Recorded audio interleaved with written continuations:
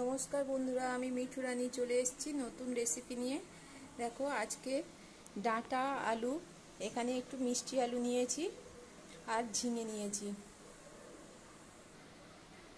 আজকে মাছটা ভাজা করে নিয়েছি বন্ধুরা, দেরি হয়ে গেছে। আর এখানে বড়ি ভেজে নিয়েছি, টমেটো কাঁচা লঙ্কা দিয়ে আজকে মাছের রেসিপি হবে। বন্ধুরা, এখানে মাছ ভাজার তেলে আমি একটু বেশি তেল দিয়ে দিয়েছি। এখন ঝিঙেগুলো ভেজে নেব। প্রথমে ঝিঙেটা ভেজে নেব ভালো করে। হলুদ দিয়ে দেব। এখানে ঝিঙেটা আমি অল্প করে ভেজে নেব বন্ধুরা। দেখো, এখানে ঝিঙাটা ভাজা হয়ে গেছে, এখন তুলে নেব।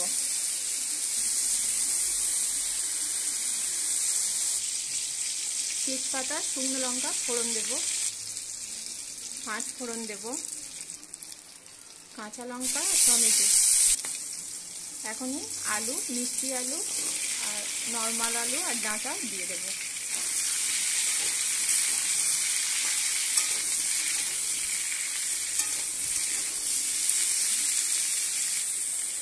এখানে আদা বাটা দিলাম। এখন হলুদ দিয়ে দেব। একটু ভাজার পরে হলুদ দিলে বন্ধুরা তেলটা তাহলে আর টেনে নেয় না, সেই জন্য একটু ভাজার পরেই সবজিতে হলুদ দিই।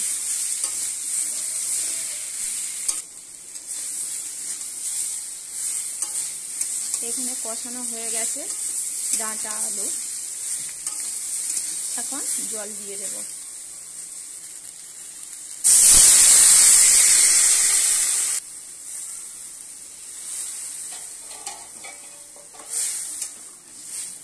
এখানে গরম জল ব্যবহার করেছি। গরম জলটা দিলে কি হয় বলো তো, তাড়াতাড়ি ফুটে ওঠে তরকারিটা।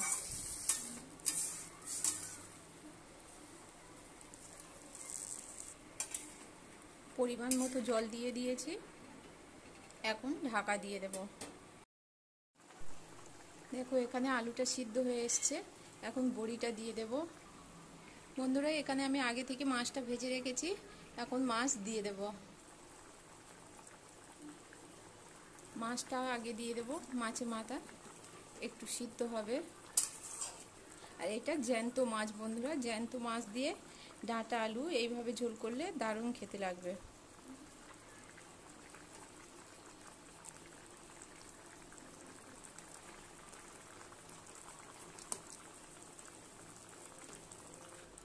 দেখো, এখানে মাছ দেওয়ার পরে আমি ঝিঙে ভাজাটা দিয়ে দেব। একদম কচি ঝিঙে বন্ধুরা, ভালো করে ভেজে রাখা, এখন দিয়ে দিলেই হবে।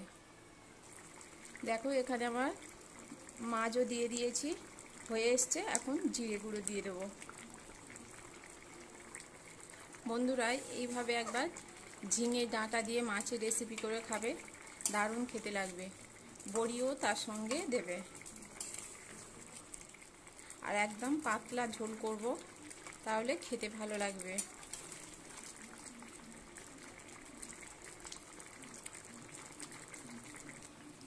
বন্ধুরা, এখানে মাছের রেসিপি হয়ে গেছে।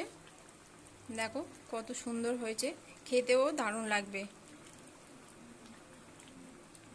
হয়ে গেছে, এখন গ্যাসটা আমি অফ করে দেব।